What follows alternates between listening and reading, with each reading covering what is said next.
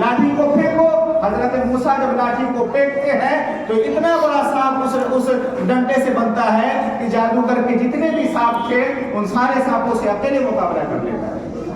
तो ये एतमाद है अल्लाह रब्बुल आलमीन की बारगाह में। तो उस रब ने कहा कि मूसा फेंक दो, तो एक वक्त ना सोचा कि मेरा क्या होगा, बस अल्लाह रब्बुल आलमीन के ज़ात पे भरोसा किया। उस परवरदिगार आलम ने अगर फेंकने के लिए कहा है ना तो मेरे से भी अच्छा रास्ता निकाल के देगा।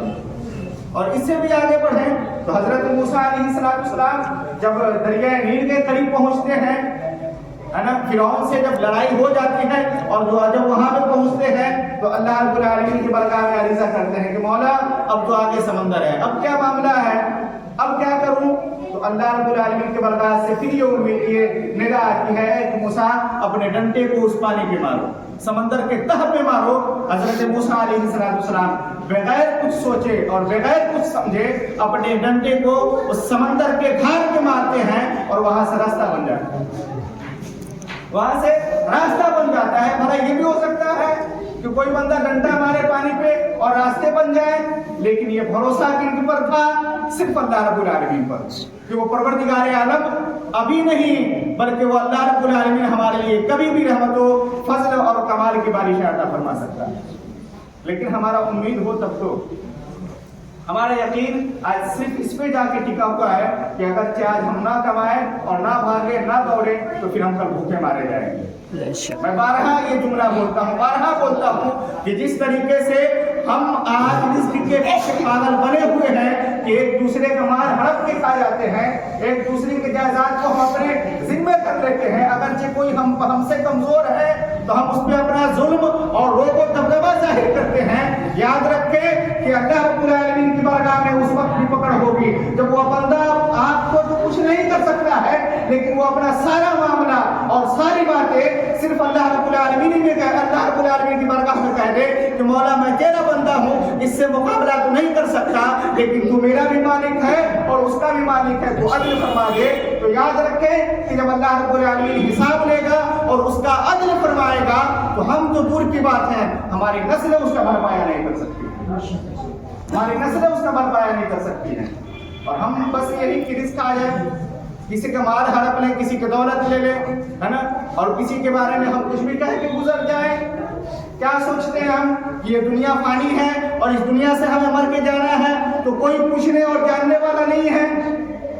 हजरत इमाम शाफई फरमाते हैं कि अल्लाह रब्बुल आलमीन ने इंसानों को दुनिया में सिर्फ इसलिए भेजा है कि एक वक्त उनका हिसाब व किताब किया जा सके। और हम सोचते हैं कि कोई हिसाब नहीं है, जो करना है कर लें, जैसे जिंदगी गुजारनी है गुजार लें। नहीं दोस्तों, अल्लाह रब्बुल आलमीन जिस तरीके से हमें पैदा करने पर कादिर है, उसी तरह हमें मरने के बाद जिंदा करने पे भी कादिर है और हमसे हिसाब किताब लेने पे भी कादिर है। और अगरचे इन बातों से अगरचे हम अपने आप को दूर रखते हैं तो फिर याद रखें कि वो अल्लाह रब्बुल आलमीन हमें कुछ ऐसे कामलात से गुजार देगा कि हम सोचने में भी मजबूर हो जाएंगे और वो सारी की सारी बातें हमें झलकती हुई नजर आएंगी। और फिर आगे बढ़े थोड़ा सा और, तो अगरचे मौत को किसी ने देखा, अगरचे हमारी पैदाइश का मामला है तो गांव और मोहल्ले के सारे लोग ये जानते हैं कि फलां के घर में 9 महीने बाद, 6 महीने बाद, 4 महीने बाद या 10 दिन बाद, 2 दिन बाद किसी की पैदाइश हो जाएगी। सारे लोग जानते हैं, मोहल्ले के सारे लोग। लेकिन क्या एक बात तो हम जानते हैं कि मौत कब आएगी उसकी कोई खबर दे सकता है कि 10 साल बाद, 5 साल बाद, 50 साल बाद या 2 दिन बाद या 2 घंटे बाद? इसकी कोई गारंटी नहीं है। कब आ जाए और कहाँ आ जाए और किस उम्र में आ जाए, ये ना तो हम जानते हैं और ना ही दुनिया का कोई इंसान जानता है। ये जानना सिर्फ अल्लाह रब्बुल आलमीन, वो परवरदिगार आलम जब जिसको मौत नसीब फरमाते हैं। और मौत एक ऐसी शय है कि आप चाहे दुनिया के किसी कोने में रह लें,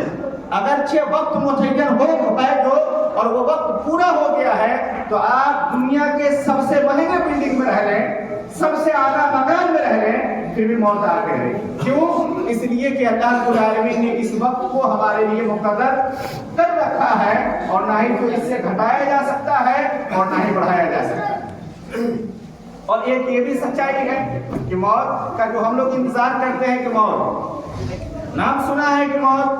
اور اس موت کے بارے میں کیا ہم صرف اتنا نہیں جانتے ہیں کہ نہ ہی وہ موت جب آ جاتی ہے تو نہ ہی رشتے ناطے کو دیکھتی ہے اور نہ ہی عمر کو دیکھتی ہے اور نہ ہی تو نقصان کو اور نہ ہی تو فائدے کو، جو بس جہاں ہے سب ختم۔